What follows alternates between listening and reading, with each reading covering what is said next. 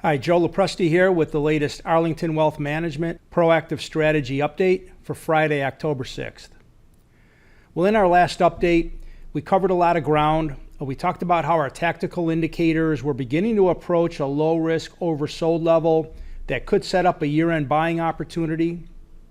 We also threw a couple caveats into that expectation by looking at our economic models and saying that if they deteriorate further, that could limit or prevent a year-end market rally, and our 210-day warning indicator, if it flashed a signal, could do the same. Well, all of those things happened since our last update. Tactical indicators hit their low-risk oversold levels, but we're seeing some concerning signs in those other indicators. So let's jump in and take a look at the action since our last update. So here's our proactive asset allocation dashboard. No changes with signals up at the top.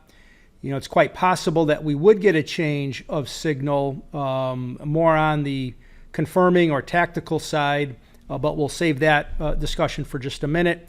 Core indicators remain the same as last week. The cash comparison chart, which I said was marginally negative in our last update a couple of weeks ago, it's moved a little bit more negative, but not to the point where we would call off a bull cycle, at least not just yet.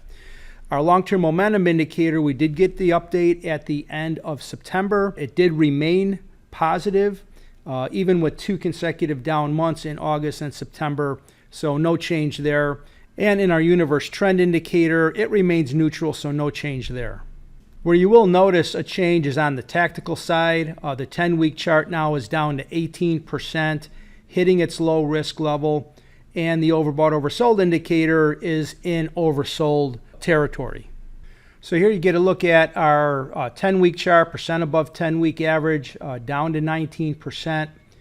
You can see we're clearly in the low risk zone from a short-term perspective. We've gone pretty much full circle from the high at the end of July to where we are today. So low risk zone means just that. It's a lower risk time to add capital into the market compared to where the market indices were at the end of July. Now, not only did we push through 26%, but 20%, so we're getting into a pretty good low area here. If you go back to last October, was really the last time we were at this position. Typically, a buy setup would look something like this, where you establish an initial low, rallies up, and then it puts in a higher low, as it did there with that higher O column. And then the next move higher is typically a confirming upward momentum type of push in the market. So we'll see if that develops. Sometimes it develops from much lower levels. We'll just have to wait and see how this particular cycle plays out. And now if we look at our overbought oversold indicator, we could see it also has moved full circle here from the high risk overbought area towards the end of July to just touching into that oversold part of the channel. This being the bull trend channel that we expect the market to trade in, as long as we remain within a bull cycle, which is an important point to talk about. Now, there's certainly nothing magical about stopping at this oversold area. Oftentimes we'll get lows during corrections that come out of the channel as well. Downward volatility in the market tends to be more extreme than upward volatility. But we certainly have seen a lot of that short-term risk get wrung out of the market from where we were at the end of July with this chart, where we were at the end of July with the 10-week chart. We've now wrung out quite a bit of that short-term risk, and it's also doing it at a time that we've come out of the weak season. The August to September timeframe we talked about, we expected if we were going to get a correction in the market, it should come in that time frame. October is notorious for turnarounds in the market, either bear market bottoms like what we had last year, or corrections like maybe what we're getting this year. We do want to put a caveat in there, though, and we'll get to that in just a minute when we look at our economic models and 210-day indicator. But generally speaking, November, December are much better times in the market from a seasonality standpoint. But if we're moving out of a bull market and into a bear market, it could certainly limit the type of opportunity that we get at the end of the year. So let's save that discussion for when we look at some of our longer term indicators. So in the last video, we speculated the tactical indicators would move into this position. They've now done so. But we also said that we're watching pretty closely two other variables and indicators that could either limit or prevent a year-end market rally from developing. And the first one is our economic models, and the second one is our 210-day warning indicator. Let's take a look at each of those. We're going to start off with the economic discussion by looking at one of the specific data points that we've talked about recently, and it's housing starts. This is one of the inputs that go into the leading economic models. So we could see housing starts have been deteriorating for a pretty good chunk of time here. And what we're looking at here is the 1 month moving average compared to the 2.5 month moving average. So the red line and the blue line. And what we tend to see is when the red line crosses below the blue line, from above to below, it's a prediction of a recession to come. The gray shaded areas are future recession. So you could see pretty consistently, you get the cross, you get a recession, cross recession. It happens frequently. Now there are times when you could get the cross without the recession happening for quite some time.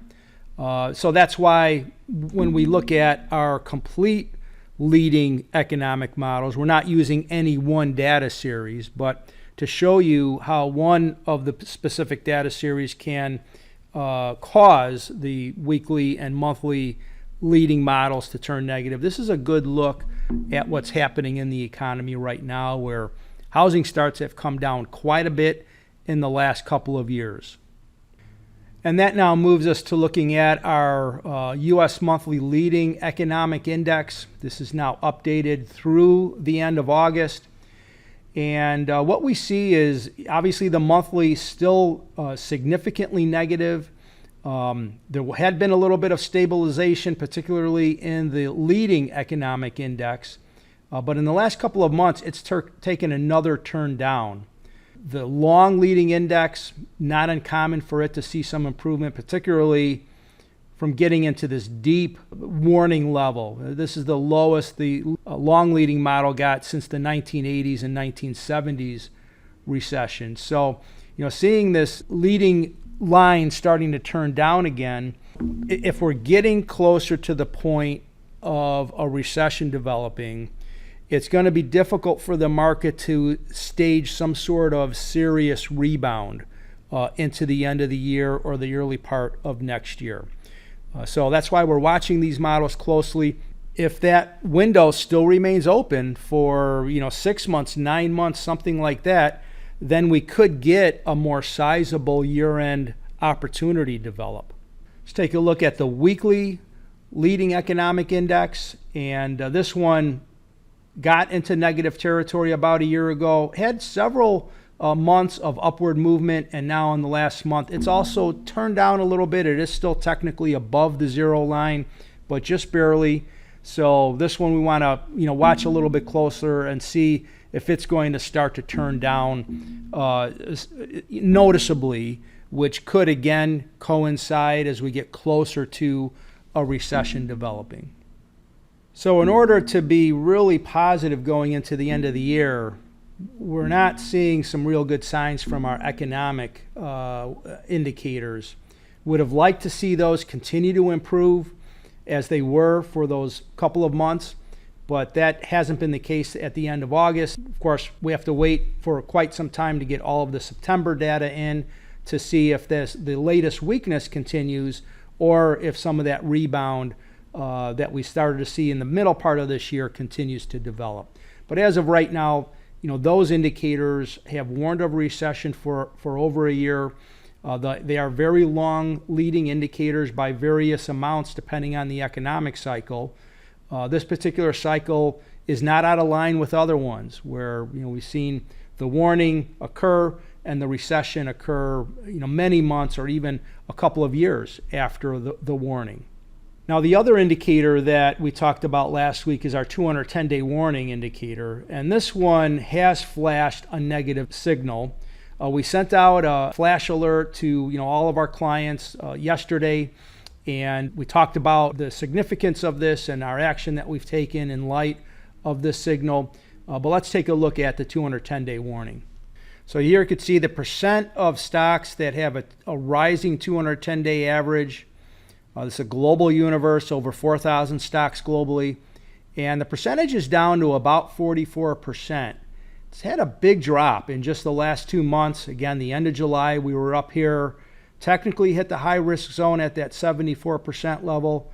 Beginning in August, it started to drop. September, it dropped much more. Even the first week here of October, it's dropped. And the important action is slicing through that 50% level. We use this tool to help us identify technical deterioration developing in the global markets. Typically, when we see a drop below 50%, risk and volatility increase in the market. The last several times this occurred, you could see the global markets continue to drop. So if we go back to last year, we had the drop below 50% that happened in January, relatively early in that bear market, and ultimately led to a move down to the low risk zone, which took place in September, October last year. Prior to that, the COVID drop, which was a bit of a different animal, but nonetheless in February it dropped below the 50% level, and that just deteriorated so quickly within a handful of weeks before it hit its low, which was way down at 10%. Even during significant corrections in a bull market like we had in 2018, in August it dropped below 50%. By December it had reached a bottom, but that was nearly a 20% drop in the main market indices like the S&P 500 or the MSCI All Country World Index. Going back prior to that, 2015, another September warning to a February 2016 low. And you could see even the 2011 cycle in here where it dropped below 50% in August and hit the bottom in October. Each one of these episodes was an increase in spike in volatility and a continued drop in the overall market. What's a little different about this one is how quickly things deteriorated. We were just at the high 2 months ago, and we've already given a signal. Oftentimes, this is months or years before we hit a peak to a signal. For example, in the last cycle, the peak came in January of 2021, and these numbers started to deteriorate through 2021, even though the market itself, the market indices were still moving up until this got below 50%, and then it seemed like everything started to drop, and that's when volatility spiked. Maybe this is somewhat similar to what happened in COVID, where things deteriorated pretty quickly, but these other cycles took several months and even up to a couple of years before, from the time of reaching a peak to getting the signal. So things are moving a little bit faster during this particular cycle for whatever reason. Now, no indicator is perfect by any stretch, which is why we use multiple indicators in our market model, but it's hard to argue with the history of this particular indicator. And when we get that warning and we know that risk could potentially shoot up and volatility could potentially begin to increase, we want to take a step towards wealth preservation. And the reason is that bottoms in markets, even if they're bull market corrections, could come at much lower levels than anybody expects. If some sort of volatility hits and some sort of panic sets in, we could still get a real good buying opportunity coming off of this correction. However, it might be at a much lower level. If we just look at 2018 as an example, in 2018, similar action. We got the movement down in September, October, October this time, and it moved very quickly to a low in December. And if we look at our 10-week chart during that time, you could see in October we hit a similar level where we are today, and it shot up in December, but then came back down.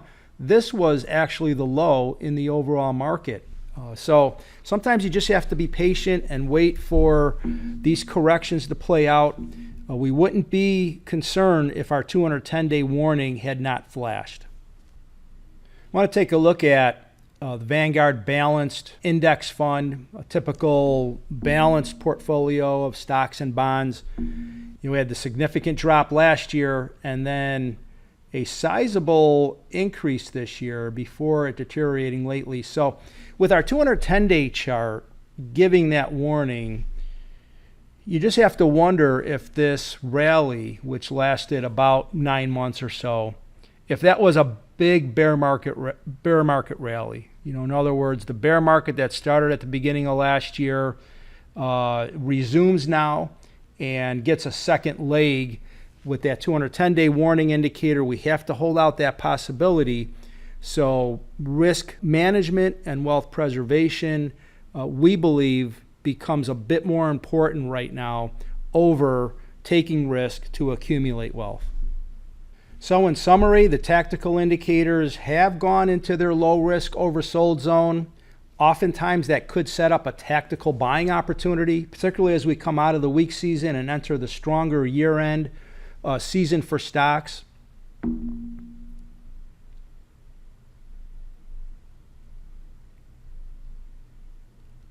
But we're concerned that either a buying opportunity will come from a lower level, sometimes a significantly lower level than where we are today before that opportunity develops, or that year-end opportunity and rally is limited or just doesn't occur because the economy begins to deteriorate and we're seeing globally just a lot of stocks dropping and there are important moving averages rolling over that oftentimes points to increased volatility and risk in the marketplace. Now, we could still get a tactical buy signal in the weeks ahead, and if we do, we'll act on that. But until that happens, we have to be concerned about risk management first and foremost. That's going to wrap up this week's update. Thanks so much for watching, and enjoy your weekend.